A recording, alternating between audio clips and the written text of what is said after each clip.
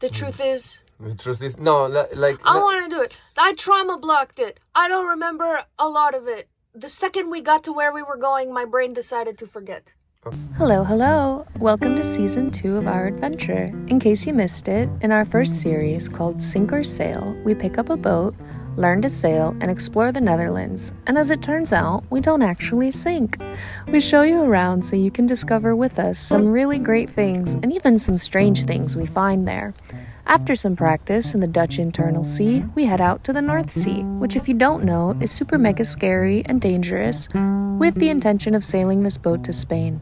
We make a good amount of progress on the journey, but for weather reasons, we ultimately decide to take the more scenic route and pass through the canals of France, thank God, because the North Sea is, well, unpleasant. Welcome to Season 2, where we show you the ins and outs of France, quite literally, with whimsy, curiosity, and honesty about the troubles we face and all the joy along the way. If you've ever been curious about what France is really like and subscribe to keep up with us as we frolic yet again through another country and take you with us every step of the way. Lock, check. Plants need a home. Dishes in the process. Pressure spray to get ready to sail away. Okay. I was now chopping the video of Le Havre travel and things, and thinking like all of you that are like they are out trying to see some sailing stuff, a sailing channel, and this video is not very much about sailing because this wasn't very much about sailing. It was barely any wind, but for us it was the first night out of the sea, on the North Sea, and it was very much about survival.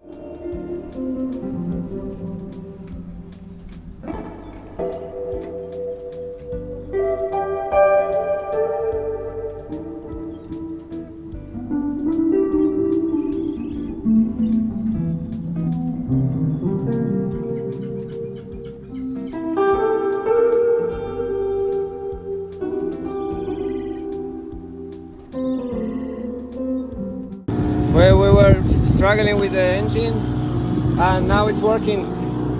Thanks God. It was a kind of a thing with the gasoline, but well, now we are going. Let's see what speed we are doing. At least we know what we have, the two engines. So I'm well, more confident now. Survival, communications, and we crossed 3 TSS. We cross like 2 wind farms at night, and it was very much challenged to not to crash in anyone, not to crash in anything, and really it's a very busy zone there, and it was very much about handle the AIS at night, and for us it was really challenging, even if it was pretty much all the way motoring.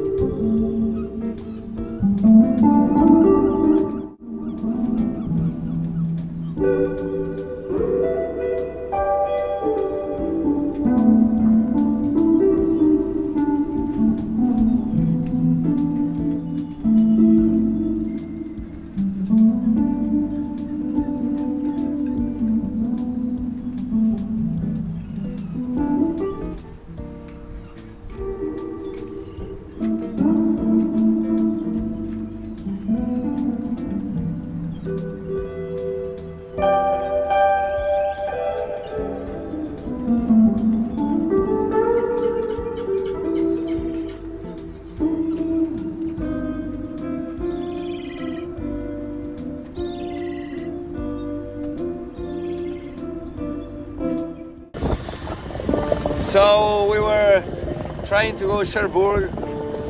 We had some problems yesterday when on the beginning with the engine, and well, basically we lost some precious hours.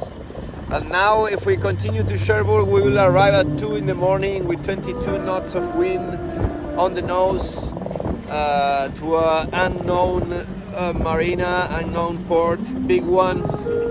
So we decided to go instead to stop here in Le Havre, which is also a big marina, but at least it's daylight, so we can see. And that's the status now. We're approaching 24 hours of sailing.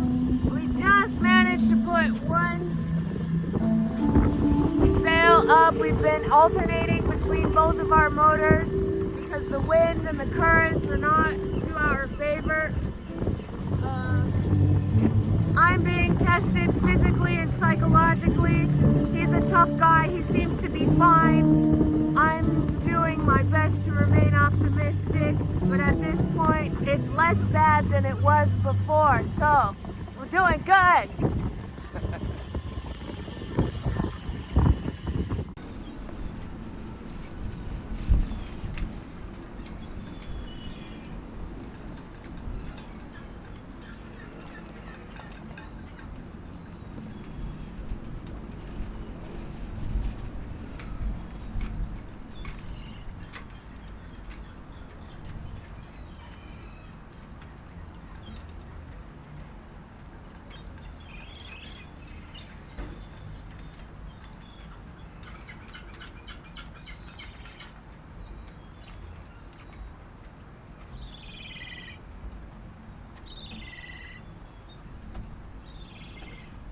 Vamos a intentar pescar. We try to fish with this beautiful lure that Remy, SV Remy, Julien.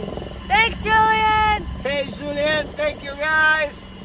And we will try to fish. We are close to Cherbourg. He told me that after Cherbourg, but maybe some tuna is missing here, and we will drop it on the handline. Thank you, Julien. And thank you for the advising on the forecast and everything. You're a great guy, man. Woo! Trying to get into the marina after, I think it was 32 hours basically in the sea. I thought it was 36. 36 something, yes. And trying to get into the marina, and suddenly, you know, the chart says that you can go, but you can't because it's not accurate, so it's not enough water for you. And After being exhausted, we came at low tide at around 6:30 p.m. and we can't get into the marina because the water's not high enough and the depth is too low. And we are calling the marina to see if maybe there's a workaround. But most likely we'll be dropping the anchor, and it's not ideal, but it's a lot better than if we had continued to go to Cherbourg. Because the wind is already picking up, and it's picked up pretty fast. In the half hour we've been doing loop-de-loops outside of the city. Big cargo ship. Rodrigo finds these things interesting. para mí esos videos no sirven, ¿sabes? Like, and then he mentioned trying so hard not to crash into things at sea, which is not exactly a challenge you expect to have. We didn't have wind, but we had to keep going. So we were alternating between the two motors, so I guess they didn't die or overheat or overstress or over freak out.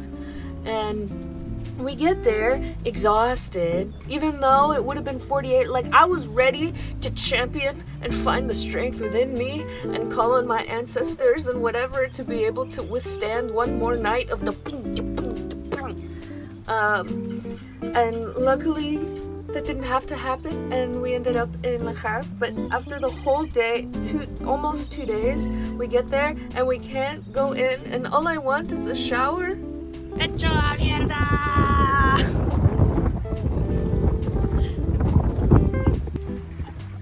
Anchor alert. Anchor alert. And something hot to eat, and we cannot go in despite having the information laid ahead of us that we would be able to do that. So we have to go out and wait, and nobody answers because, you know, even though there's daylight, the port is closed, it's afternoon, And No,